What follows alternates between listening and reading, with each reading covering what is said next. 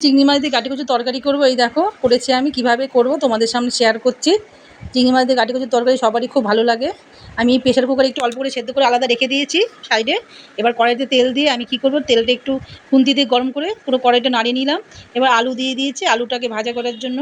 আলুটা দেওয়ার পর আলুর মধ্যে একটু লবণ আর হলুদ দিয়ে দেবো।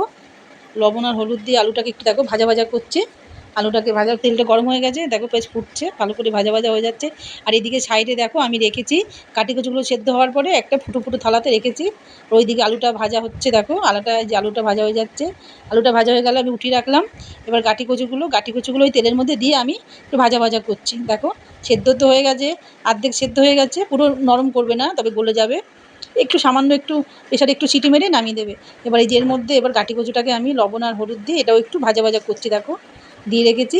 দিয়ে এবার এটাকে ভাজা ভাজা করছি কড়াইয়ের মধ্যে, তেল আর নুন আর হলুদ দিয়ে উল্টো পাল্টে এটাকে ভাজা ভাজা করে তারপরে আমি কি করলাম, ভাজা ভাজা হয়ে গেল যখন দেখলাম, তখন এটাকে নামিয়ে রাখবো। এই দেখো অনেকটাই ভাজা ভাজা হয়ে গেছে।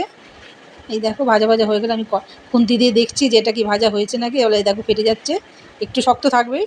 এরকম করে এর মধ্যে আমি চিংড়ি মাছটা ওর মধ্যে দিয়ে দিলাম। এর সাথে একসাথে চিংড়ি মাছটাকে ভাজে, তাড়াহুড়োর সময় আলাদা করে চিংড়ি মাছটা করলাম না। চিংড়ি মাছ আলাদা ভাজতে গেলে না জল উঠে যায়, তখন এর মধ্যেই দিয়ে দেবে। আর একদিকে মিক্সিতে আদা লঙ্কাটা পেস্ট,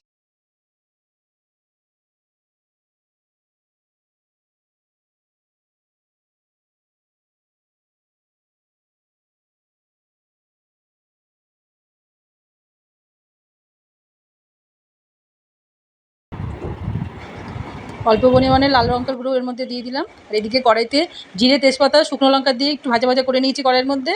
এবার আলুটা তো ভাজে অর্ধেক করে উঠিয়ে রেখেছিলাম। আলু আর টমেটোটার মধ্যে দিয়ে এই দেখো এই যে মিক্সির মধ্যে যে জিরে আদা বাটা লঙ্কা বাটা, জিরে গুঁড়ো ধনের গুঁড়ো লঙ্কা গুঁড়ো ছিল ওটা দিয়ে এটাকে দেখো ভালো করে কষা কষা করছি। কষা কষা করে এই যে আলাদা কড়াইতে আমি কচুটা ভেজে রেখেছিলাম ওর মধ্যে ওই কড়াই থেকে এটা ঢেলে দিলাম। ঢেলে দিয়ে এই দেখো এবার এবারে কষাতে হবে। এই দেখো মাখা মাখা করছি, নাড়াচাড়া করে। এটা দেখো পুরো ভাজা ভাজা হয়ে যাচ্ছে, মশলাগুলো পুরো টেনে নিয়েছে।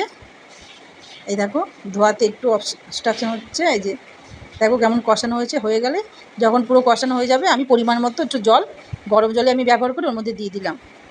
গরম জল ব্যবহার করলাম, ওর মধ্যে দিয়ে দিলাম। এই দেখো লাস্টে আমি একটু গোটা গরম মশলা ভেজে রেখেছিলাম ওটা দিয়ে দিচ্ছি। এই দেখো আমার কাটি কচু দিয়ে তরকারি, চিংড়ি মাছের তরকারি কমপ্লিট। কেমন হয়েছে তোমরা বলো।